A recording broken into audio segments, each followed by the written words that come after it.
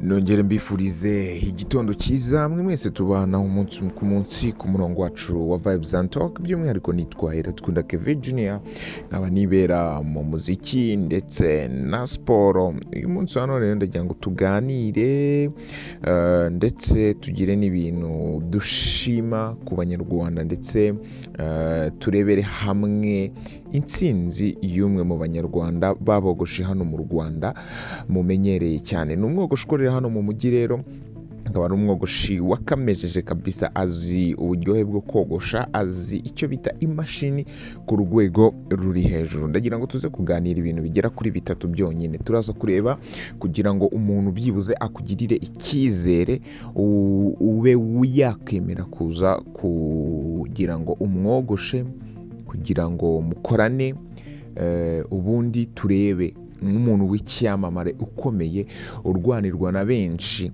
bigoye kuba wamugeraho, aho bihagaze amafaranga agera ku bihumbi hafi 500 miliyoni, ibihumbi 300, kugira ngo byo byonyine ube wamusuhuza, ariko yemere kuba yakwicara hariya ukamwogosha.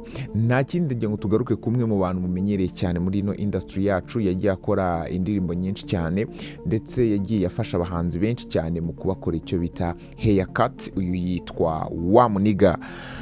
Wamuniga ni umwe mu bantu navuga hano tumaje kumenya ku izina riremereye cyane, ariko mu bijyanye no kogosha ndetse n'umuziki, yego nk'uko nayo mbigarutseho, ndetse n'umuziki. Ati kubera iki uyu munsi wa none uze kugaruka kuri uyu musore?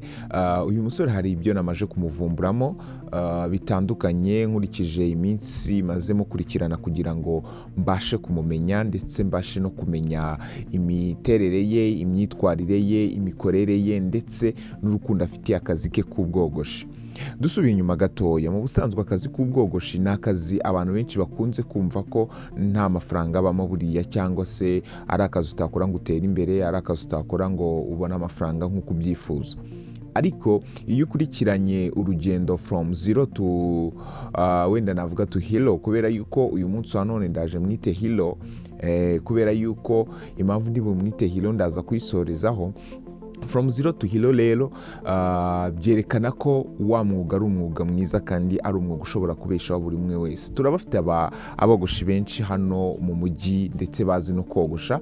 Iyo ugiye mu cyo bita Kigali Clipper Zone, uhasanga abogoshi b'abahanga ndetse bahambaye, ariko uyu nguyu niwe waje navuga ngo ku ruhembe, aza ayoboye abandi ndetse ahagarariye abandi. Impamvu ibi bintu ngiye kubivuga nuko Wamuniga yamaje guca agahigo bigoye kuzagira undi muntu hano mu Rwanda ugaca.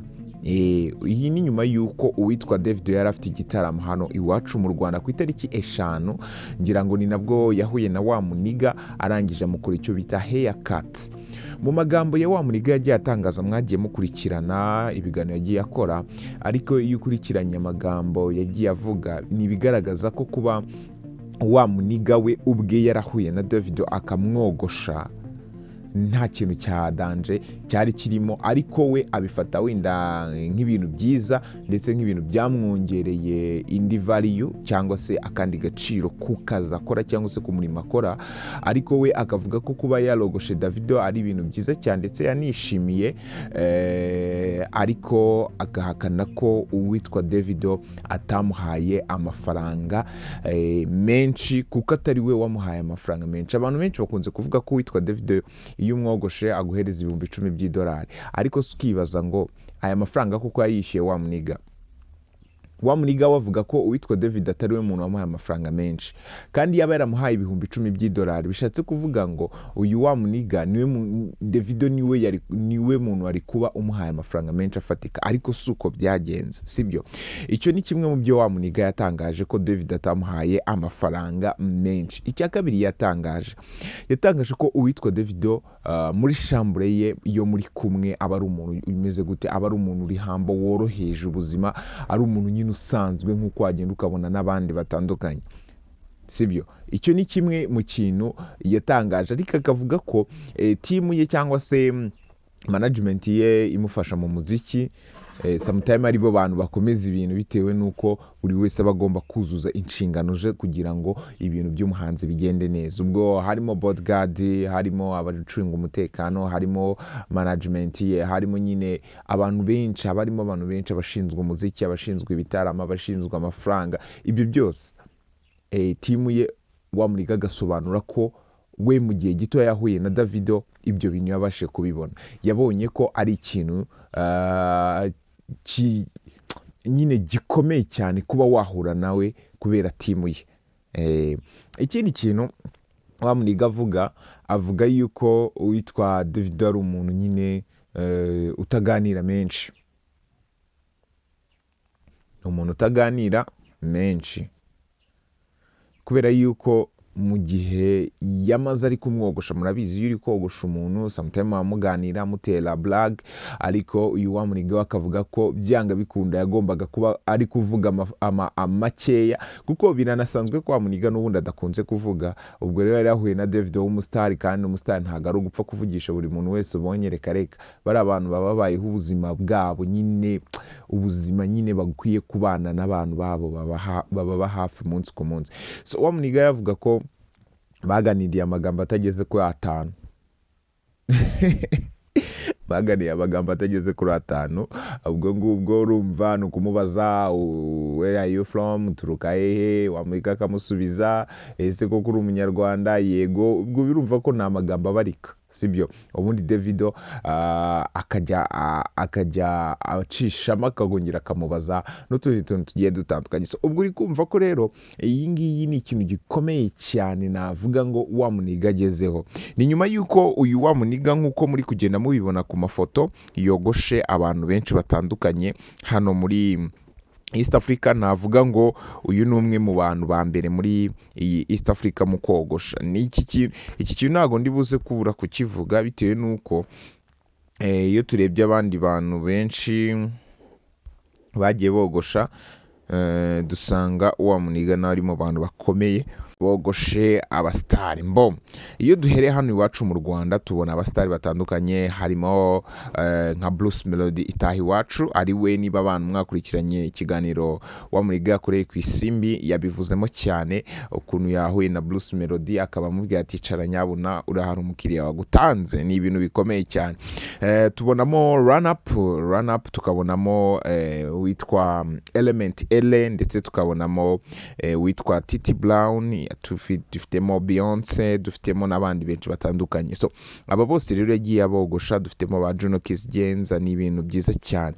Iyo tugiye muri East Africa dufite uwitwa Juma Jokes. Uyu ni umwe mu bantu bakomeye cyane hano muri industry yo muri Tanzania kabisa, bafite umuziki mwiza cyane. Niba aje mu Rwanda kwishakira Wamuniga kugira ngo amwogoshe, murumva ko ni agahigo kaba gakomeye cyane. Undi muntu ni Harmonize. Undi muntu ni Harmonize. Harmonize nawe babaye bamukubitaho kwafi. Bishatse kuvuga ngo uno mujene no mujene umaje kwizerwa n'abantu benshi cyane, bitewe nuko afite ubuhanga mu byo akora, ndetse akaba ari ubuhanga bugaragazwa n'icyubahiro ahereza akazi ke. Uyu Davido kuba yaramwogoshe ni kimwe mu kintu kigiye kuza kuremereza ndetse no kongera CV y'uyu mujama Wamuniga. Ubusanzwe Wamuniga yogoshera amafaranga ngaho, ubundi ushobora kwibaza ngo yogoshera ngahe. Hari abantu bazi yuko batabona amafaranga yishyura mujama, ariko nkumaze impungenge uriya mujama yogoshera amafaranga 10,000,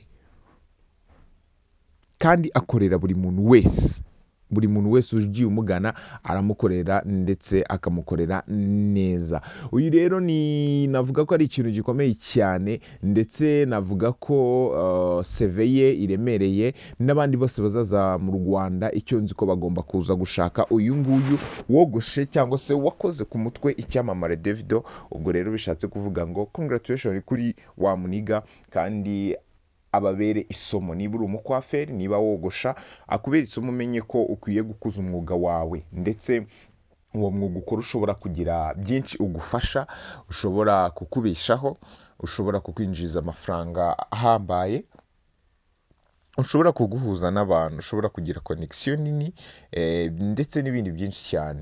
Ubwo rero reka tuvuge ngo congratulation kuri wa muniga, ikindi n'abandi bose ubu ngubu imiryango irafunguye, mwamugana akabogosha, ubundi yamara kubogosha namwe mukiryohera. Iyo uvuyeyo uvanayo akanyamuneza ndetse ukurayo umusatsi mwiza ku rwego ruri hejuru. N'abandi bafite imisatsi byanze nk'iyanjye aha ngaha, nababwira ngo nimugane wa muniga azabafasha. Reka ngushimire we twabanye cyane muri iki kiganiro gitoya nari mbakoreye, ubundi nkubwire ngo ukore subscribe, like ndetse na comment, tujye twibanira umunsi ku munsi, ubundi Imana yo mu ijuru ikomeze ikwagure.